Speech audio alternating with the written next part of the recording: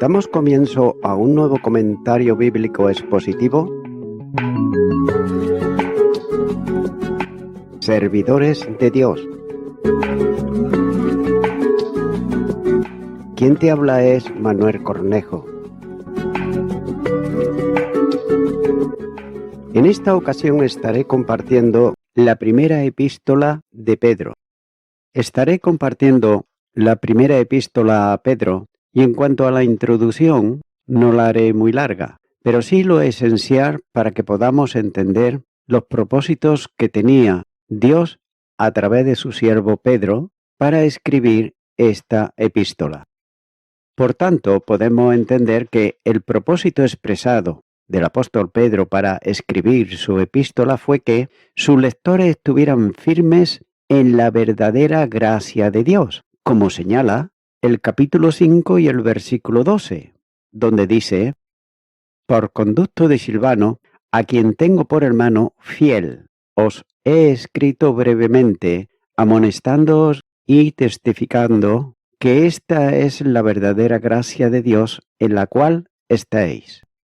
Ya que frente a la escalada de persecución y sufrimiento, para ese fin les recordó la decisión que tomaron y también la esperanza segura de su herencia celestial, ya que les delineó los privilegios y también las bendiciones de conocer a Cristo Jesús. Además, el apóstol le dio instrucciones sobre cómo comportarse en un mundo completamente hostil y le señaló el ejemplo del padecimiento de Cristo. Entonces, Pedro quería que sus lectores vivieran de manera triunfal en medio de la hostilidad, sin abandonar por otro lado la esperanza, ni tampoco sin amargarse, y mucho menos perder la fe en Cristo, sin olvidar por otro lado también su segunda venida. Ya que al obedecer la palabra de Dios, a pesar del antagonismo del mundo, las vidas cristianas testificarán de la verdad del Evangelio. También podemos observar en esta introducción el destino y los lectores, ya que Pedro dirigió su epístola a los residentes en Ponto, en Galacia, en Capadocia, Asia y Bitinia, como señala el capítulo 1 y versículo 1, que eran por otro lado regiones dentro del Imperio Romano que hoy día forman parte de Turquía.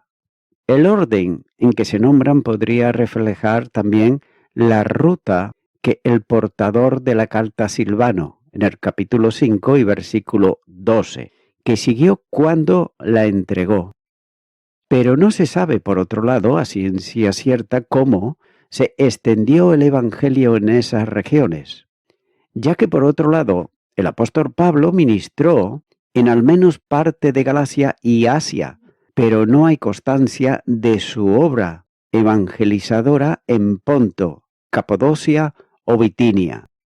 Y es más, el Espíritu Santo le prohibió entrar en Bitinia, como señala Hechos de los Apóstoles, capítulo 16 y versículo 7. Podría ser que los convertidos por Pablo fundaron alguna de las iglesias, como también nos dice en Hechos de los Apóstoles, capítulo 19, versículo 10 y versículo 26. Y otras las podrían haber fundado aquellos que se convirtieron en el día de Pentecostés. Hechos de los Apóstoles, capítulo 2, versículo 9. Pedro también pudo haber ministrado en esas regiones, aunque no hay registro de eso en Hechos de los Apóstoles. Y note que las congregaciones consistían sobre todo de gentiles, como por ejemplo señala capítulo 1, versículo 14, versículo 18, capítulo 2, versículo 9, versículo 10 y otros versículos. Pero, indudablemente también incluían a algunos judíos cristianos. Y dicho esto, comenzaré con la primera epístola de Pedro, capítulo 1 y versículo 1, donde dice: Pedro, apóstol de Jesucristo a los expatriados de la dispersión en el Ponto, Galacia, Capadocia, Asia y Bitinia. Note que Pedro, el autor inspirado, se identifica como apóstol de Jesucristo. También otro versículo del Nuevo Testamento certifican a Pedro como un apóstol y al poner su nombre a la cabeza de toda la lista de los apóstoles de Jesús, como señalan, por ejemplo, los versículos de Mateo, capítulo 10, versículo 2, Marcos, capítulo 3, versículo 16, el Evangelio de Lucas, capítulo 6, versículo 14, y Hechos de los Apóstoles, capítulo 1, versículo 13, ya que en cierta manera destaca que él era el líder de los 12. Pero la intención de Pedro, en esta primera parte de su saludo, no solo fue identificar a sus lectores en cuanto a su origen celestial como escogido de Dios, sino también en cuanto al estado que tenían como residentes terrenales. Note que también el apóstol describe a sus lectores en esta condición terrenal como expatriados, ya que puede designar a quienes son residentes temporales o a quienes son extranjeros o refugiados. Génesis capítulo 23 y versículo 4 dice: Extranjero y forastero soy entre vosotros, dadme propiedad para sepultar entre vosotros y sepultaré mi muerta de delante de mí.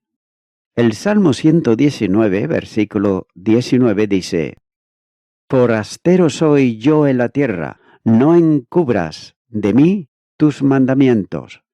Y Hechos de los Apóstoles, capítulo 7, versículo 29 dice: Al oír esta palabra, Moisés huyó y vivió como extranjero en tierra de Madián, donde engendró 2 hijos. Así pues, note que el apóstol Pedro lo identifica además como personas que pertenecían a la dispersión en varios lugares. Y esta palabra dispersión se traduce de diáspora, de donde se deriva otro término castellano como dispersos. Téngase en cuenta que hay diversos comentarios, obras teológicas y escritos sobre historia bíblica y a menudo transcriben diáspora y la usan de forma intercambiable como dispersión. En sus otras 2 apariciones en el Nuevo Testamento, diáspora es un término técnico que se refiere a la diseminación de los judíos a través del mundo a causa de los cautiverios asirio y babilonio. Y en ambos casos la palabra tiene el artículo definido. Por ejemplo, 2 muestras pueden ser en el Evangelio de Juan, capítulo 7, versículo 35, donde dice: Entonces los judíos dijeron entre sí: ¿A dónde se irá este, que no lo hallaremos? Se irá a los dispersos entre los griegos y enseñará a los griegos. Y Santiago capítulo 1 y versículo 1 dice: Santiago, siervo de Dios y del Señor Jesucristo, a las 12 tribus que están en la dispersión, salud. Pero note que, sin embargo, aunque Pedro sí incluye aquí el artículo definido, es mejor interpretar el término como una referencia no técnica a los creyentes muy dispersos geográficamente. Aunque Dios, por otro lado, llamó a Pedro a ser el apóstol a los judíos. Gálatas, capítulo 2, versículo 7 dice: Antes, por el contrario, como vieron que me había sido encomendado el evangelio de la incircuncisión, como a Pedro, el de la circuncisión. Así pues, la ausencia del artículo definido como la diáspora argumenta que en su saludo Pedro no se estaba dirigiendo como tal a judíos. También otro pasaje apoya esa interpretación. En el capítulo 2 y versículo 11 identifica a sus lectores no de manera racial o nacional, sino espiritual, cuando dice: Amados, yo os ruego, como a extranjeros y peregrinos, que os abstengáis de los deseos carnales que batallan contra el alma. Por tanto, el apóstol no solamente se dirigió a judíos que estaban dispersos en su tierra natal, sino a creyentes gentiles, quienes espiritualmente eran expatriados en el mundo. Pero nótese que también hoy la Iglesia está compuesta de extranjeros y peregrinos, esparcidos por todo el planeta, lejos de su verdadero hogar en el cielo. Filipenses capítulo 3 y versículo 20 dice: Mas nuestra ciudadanía está en los cielos, de donde también esperamos al Salvador, al Señor Jesucristo. Y Hebreos capítulo 13 y versículo 14 dice: Porque no tenemos aquí ciudad permanente, sino que buscamos la de porvenir. Y nótese que específicamente Pedro se estaba dirigiendo a las iglesias en Ponto, Galacia, Capadocia, Asia y Bitinia, todas provincias de Asia Menor, la moderna Turquía en esa época. Así pues, comenzamos con la primera, con Ponto, que se hallaba en el extremo norte, y algunos de sus peregrinos judíos estuvieron en Jerusalén durante los acontecimientos extraordinarios de Pentecostés. Hechos de los Apóstoles, capítulo 2 y versículo 9, dice: Partos, medos, elamitas, y los que habitamos en Mesopotamia, en Judea, en Capadocia, en el Ponto y en Asia. Hay que señalar también que la provincia era el hogar de Aquila. Hechos de los Apóstoles capítulo 18 y versículo 2 dice: Y halló a un judío llamado Aquila, natural de Ponto, recién venido de Italia con Priscila, su mujer, por cuanto Claudio había mandado que todos los judíos saliesen de Roma, fue a ellos. El judío que junto con su esposa Priscila se hicieron cristianos en Roma y después ministraron al lado del apóstol Pablo. Hechos de los Apóstoles, capítulo 18 y versículo 18 nos dice: Mas Pablo, habiéndose detenido aún muchos días allí, después se despidió de los hermanos y navegó a Siria, y con él Priscila y Aquila, habiéndose rapado la cabeza en Cencrea, porque tenía hecho voto. En segundo lugar está Galacia, que estaba en Asia Menor central y contenía las poblaciones de Derbe, Listra e Iconio, donde Pablo, por otro lado, ministró varias veces, como señala, por ejemplo, en Hechos de los Apóstoles capítulo 14 y los versículos 1 al 13, y también el capítulo 16, versículo 1 al 15, y el capítulo 18, versículo 23. Y después de estar allí algún tiempo, salió recorriendo por orden la región de Galacia y de Frigia, confirmando a todos los discípulos. En tercer lugar está Capadocia, que estaba ubicada en la sección este de Asia Menor, al norte de Cilicia, y también se le menciona en relación con los peregrinos de Hechos de los Apóstoles capítulo 2 y versículo 9, donde dice: Partos, medos, elamitas, y los que habitamos en Mesopotamia, en Judea, en Capadocia, en Ponto y en Asia. En cuarto lugar está Asia, que incluía la mayor parte del occidente de Asia Menor y contenía tales divisiones como Misia, Lidia, Caria y gran parte de Frigia. Y la provincia fue el sitio de un ministerio extenso del apóstol Pablo en su tercer viaje, donde dice: Todos los que habitan en Asia, judíos y griegos, oyeron la palabra del Señor Jesús. Hechos de los Apóstoles, capítulo 19, versículo 10. Y se menciona otros 12 lugares también en Hechos de los Apóstoles. En quinto lugar está Bitinia, que se localiza en el noroeste de Asia Menor, cerca del Bósforo, el estrecho que separa las secciones europeas y asiáticas de la moderna Turquía. A esta provincia se alude solo en otro sitio en el Nuevo Testamento, cuando el Espíritu Santo, durante el segundo viaje misionero de Pablo, le prohibió entrar en ella. Hechos de los Apóstoles, capítulo 16 y versículo 7 dice: Y cuando llegaron a Misia, intentaron ir a Bitinia, pero el Espíritu no se lo permitió.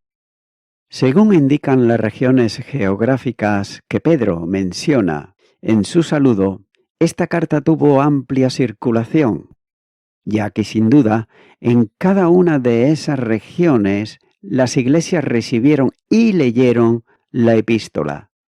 Por ejemplo, había al menos 7 iglesias en Asia Menor: Éfeso, Esmirna, Pérgamo, Tiatira, Sardis, Filadelfia y Laodicea, que 30 años más tarde recibieron revelación especial del mismo Cristo resucitado, como señala en Apocalipsis capítulo 1 y versículo 11, donde dice, que decía: Yo soy el Alfa y la Omega, el primero y el último. Escribe en un libro lo que ves, y envíalo a las 7 iglesias que están en Asia, a Éfeso, Esmirna, Pérgamo, Tiatira, Sardis, Filadelfia y Laodicea.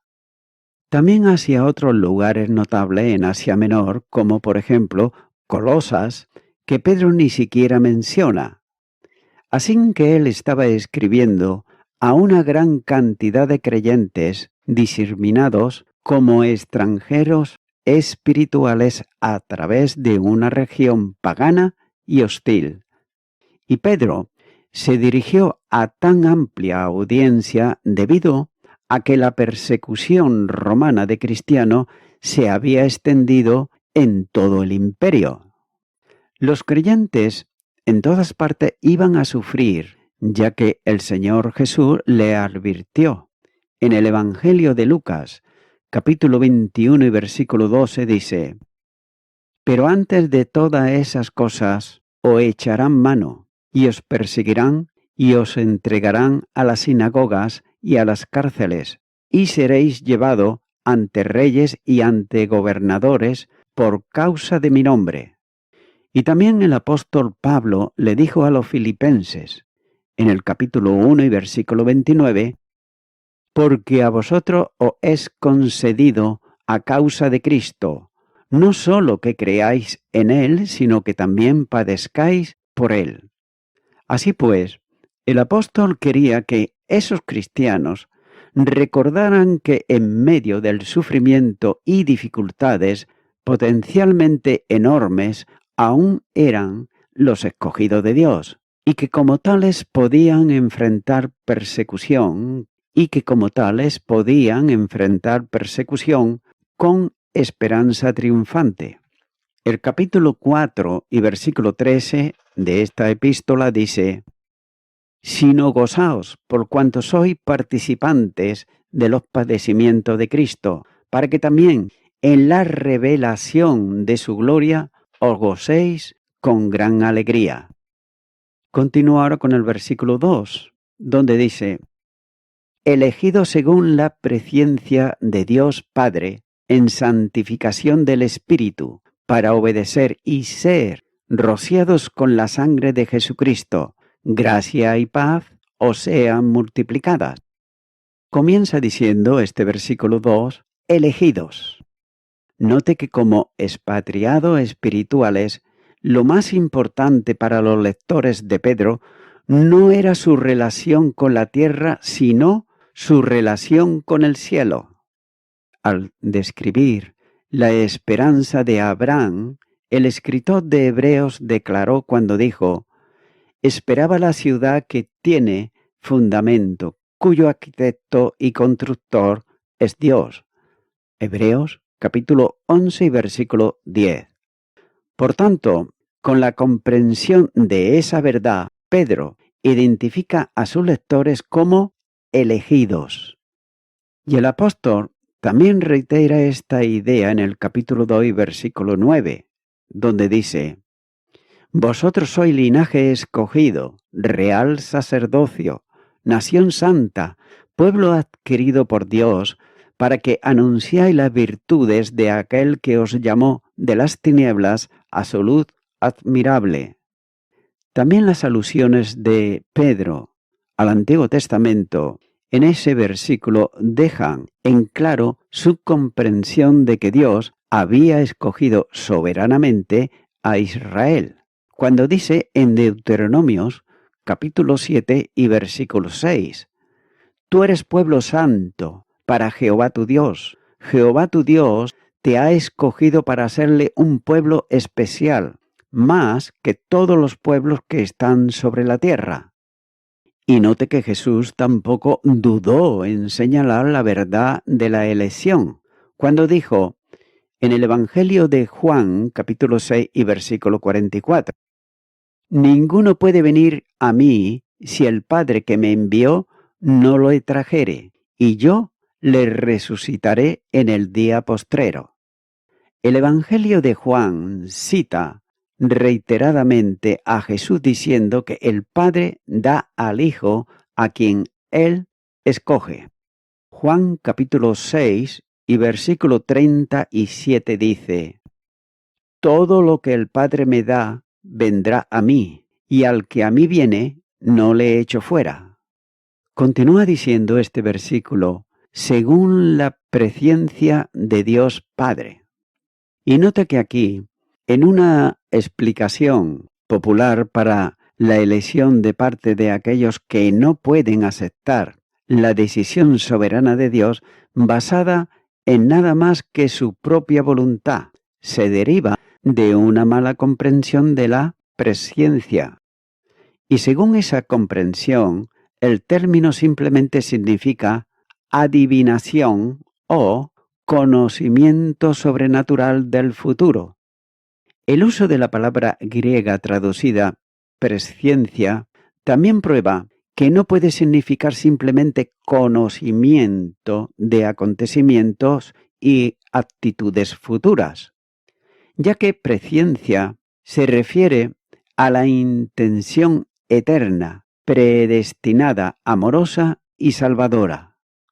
Y nótese que en este capítulo 1 y versículo 20, Pedro usa aquí el verbo relacionado ya destinado, que es una forma de en referencia al conocimiento de Dios de la eternidad pasada que enviaría a su Hijo para redimir a pecadores.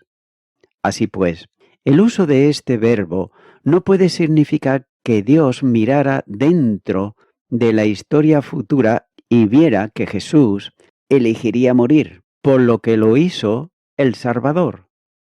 También de la misma manera que Dios Padre conoció de antemano su plan para la crucifixión de Cristo desde antes de la fundación del mundo. Y la misma palabra de Dios así lo atestigua en Hechos de los Apóstoles, capítulo 2, versículo 23, y esta primera carta de Pedro, capítulo 2 y versículo 6. Y también conoció de antemano a los elegidos. Ahora bien, en ningún caso se trató de un asunto de simple información previa acerca de lo que iba a acontecer. Por tanto, presciencia implica determinación de parte de Dios, de tener una relación con algunos individuos basado en su plan eterno, ya que el propósito divino, el que lleva al cumplimiento de la salvación para los pecadores, conseguida por medio de la muerte de el Señor Jesucristo en la cruz, y no simplemente en un conocimiento anticipado que observa cómo las personas responderán a la oferta de salvación que Dios haría. Y mucho antes de que Pedro articulara la naturaleza del conocimiento previo de Dios, cuando dice, Jehová dijo a Moisés, también haré esto que has dicho, por cuanto has hallado gracia en mis ojos y se te conoció por tu nombre. Éxodo capítulo 33, versículo 17. Y note que la presciencia no dice que Dios estableció eso por decreto divino antes del inicio del tiempo. Y voy concluyendo con esto. No está hablando aquí de los elegidos, que quiere decir destacados del mundo y separados para Dios en su llamamiento eficaz, como señala en la primera carta a los Corintios capítulo 1 y versículo 1, donde dice: Pablo, llamado a ser apóstol de Jesucristo por la voluntad de Dios, y el hermano Sóstenes. Y también los que se dicen que son llamados, en la primera carta a los Corintios capítulo 1 y versículo 26, donde dice: Pues mirad, hermanos, vuestra vocación, que no sois muchos sabios según la carne, ni muchos poderosos, ni muchos nobles. También se habla y se dice que son elegidos. Primera de Corintios capítulo 1 y los versículos 27 y 28, donde dice: Sino que lo necio del mundo escogió Dios para avergonzar a los sabios, y los débiles del mundo escogió Dios para avergonzar a los fuertes, y lo vil del mundo y lo menospreciado escogió Dios, y lo que no es, para desechar lo que es. Y así parece tomarse la palabra en la epístola de Santiago capítulo 2 y versículo 5, donde dice: Hermanos míos amados, oíd, ¿no ha elegido Dios a los pobres de este mundo para que sean ricos en fe y herederos del reino que ha prometido a los que le aman? Amigo y amiga oyente, el apóstol Pablo dice en su segunda carta a Timoteo, capítulo 1 y versículo 9, quien nos salvó y llamó con llamamiento santo, no conforme a nuestras obras, sino según al propósito suyo y a la gracia que nos fue dada en Cristo Jesús, antes de los tiempos de los siglos. Amigo y amiga oyente, Dios ahora, en este momento, en este instante, te está llamando a ti personalmente, y lo hace a través de su palabra, que es la Biblia.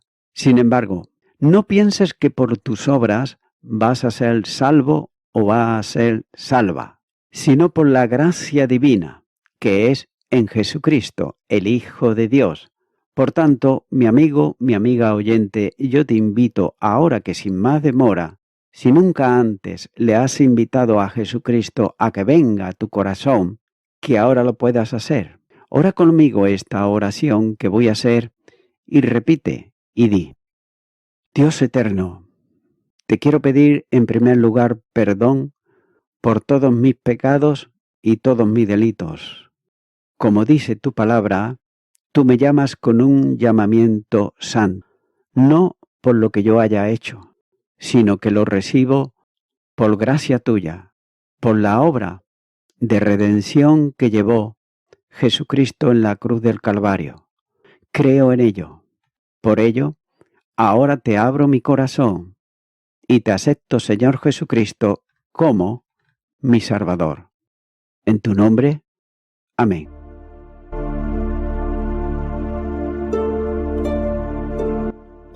Amigo y amiga oyente, si tú has hecho esta oración de corazón, te recomiendo que comiences a orar a Dios, en primer lugar, en el nombre del Señor Jesucristo.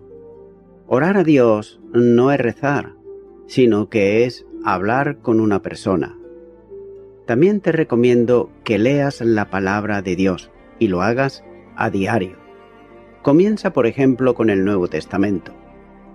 Y también, por último, te recomiendo que para que puedas crecer espiritualmente, te congregues en una iglesia cristiano-evangélica, donde se predique, se enseñe y se practique la sana doctrina y la palabra de Dios. Congrégate ahí y con el tiempo podrás crecer espiritualmente y también servir al Señor Jesucristo. Que Dios te bendiga. Y a toda la audiencia, nuevamente ya me estoy despidiendo de todos ustedes y será hasta el próximo programa. Que Dios os bendiga a todos.